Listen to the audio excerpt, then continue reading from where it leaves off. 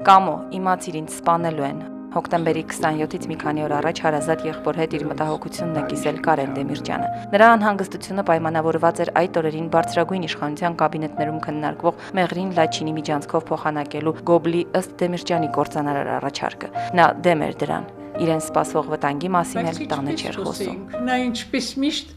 խնայում էր ինձ, ավելորդ հոգեբանական բերվածությունից ազատում, ոչ մի բանով ցույց չտվեց, որ սպասում է դրան։ Ռիմա Դեմիրճյանը թեև ուրախ էր, որ ամուսինը վերադարձավ քաղաքականություն, բայց շատ անհանգիստ էր, նրան չէին ներելու շատ ուժեր ներսում եւ դրսում։ Ժամանակակից աշխարհը սոցիալիզմ բառից խուսափում է, սարսափում է։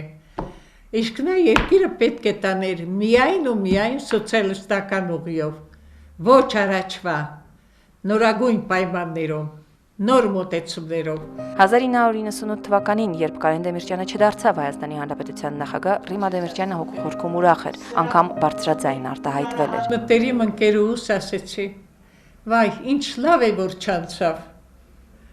Եթե անցներ կսպանեին»։ 1999-ի հոկտեմբերի 27-ի չորեքշաբթին Դեմիրճյանների ընտանիքում սկսվեց ոչ այն կերպ, ինչպես մյուս օրերն էին։ Սովորականի նման տիկին Ռիման նստած չէր Կարեն Դեմիրճյանի կողքին նախաճաշի ընթացքում, նրան չուղեկցեց մինչև բնակարանի դուռը։ Ես նրան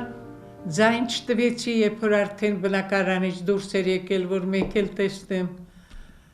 Ամեն ինչ այնպես չէր։ Ուղղակի նա շտապում էր դասախոսության եւ բաց թողեց աշխարհում իր ամենասիրելի մարդուն վերջին անգամ տեսնելու հնարավորությունը։ Դա իմ վերջին դասախոսությունների դեպ,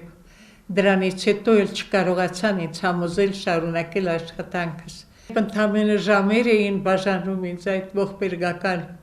ավարտից, բայց ես ոչինչ չգիտեի։ Այսօր Ռիմա Դեմիրճյանը ավարտել է շատ կարևոր մի գործ, արդեն պատրաստ է նրա հեղինակած հիշատակ գիրքը, որը գրելու ընթացքում ոչ պակաս քան 27 օրը ապրումներ է ունեցել, բայց մի հարց նրան անընդհատ անհանգստացրել է։ Տեսնելով ժամանակակից աշխարհի բարքերը, արժեքային համակարգում փոփոխված շեշտադրումները, նա մի պահ մտորել է, արդյոք ճիշտ ապրեց Կարեն Դեմիրճյանն իր կյանքը, արդյոք չպետք է մի քիչ էգոիստ լիներ իր եւ ընտանիքի մասին մտածեր։ Երկար չեմ մտածել։ Շատ կարճ ժամանակում ինքս ինձ պատասխանեցի. այո, ճիշտ է ապրել։ Դիանա Մարկոսյան, Կարեն Չիլինգարյան, IPV